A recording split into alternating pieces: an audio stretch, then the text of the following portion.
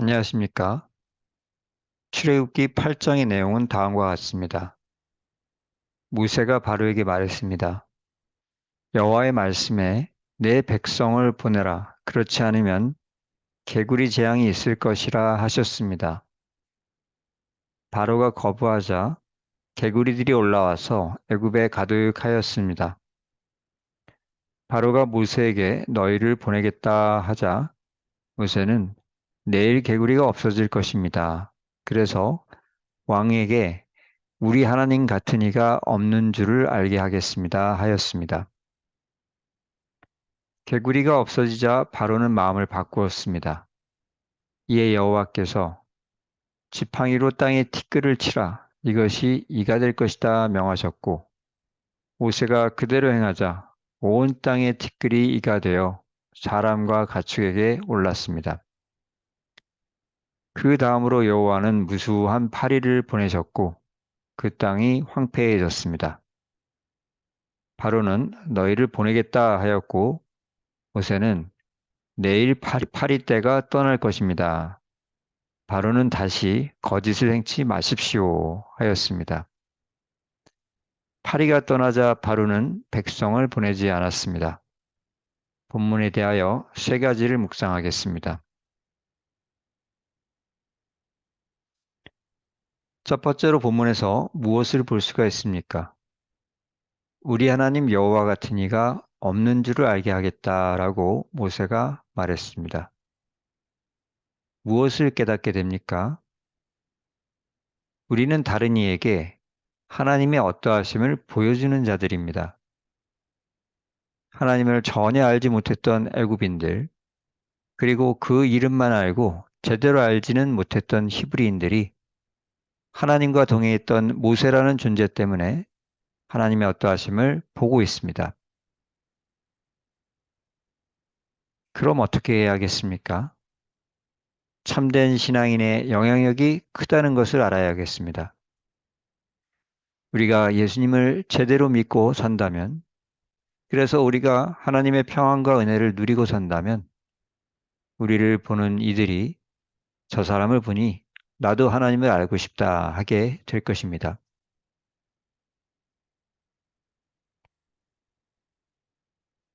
두 번째로 본문에서 무엇을 볼 수가 있습니까? 티끌이 이가 되었습니다.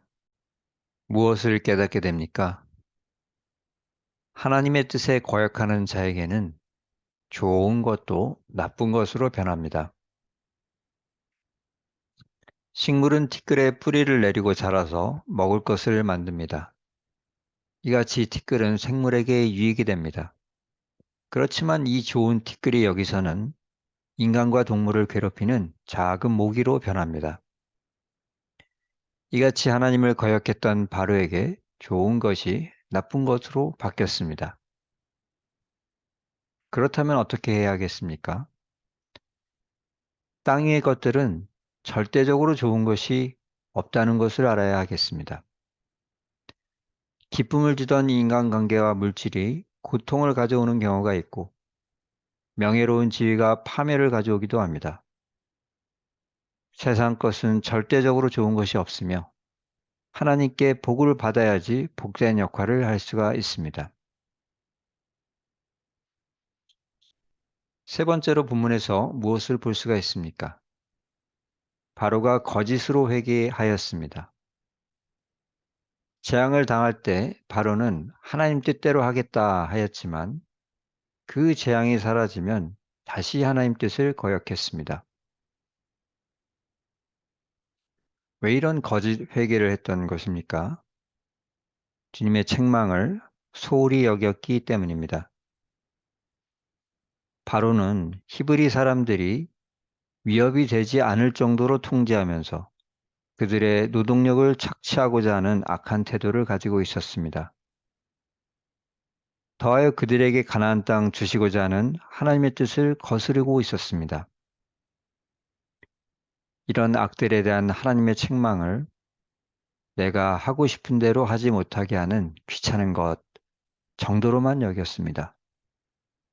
그래서 거짓 회개로 잠시 피하고자 했던 것입니다. 그럼 어떻게 해야 하겠습니까? 책망받을 때 제대로 회개해야 하겠습니다.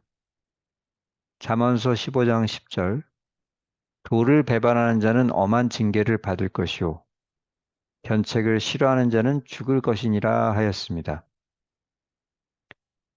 만약 바로가 하나님의 책망을 신중히 대했다면 자기 아들과 자신의 죽음을 피했을 것입니다.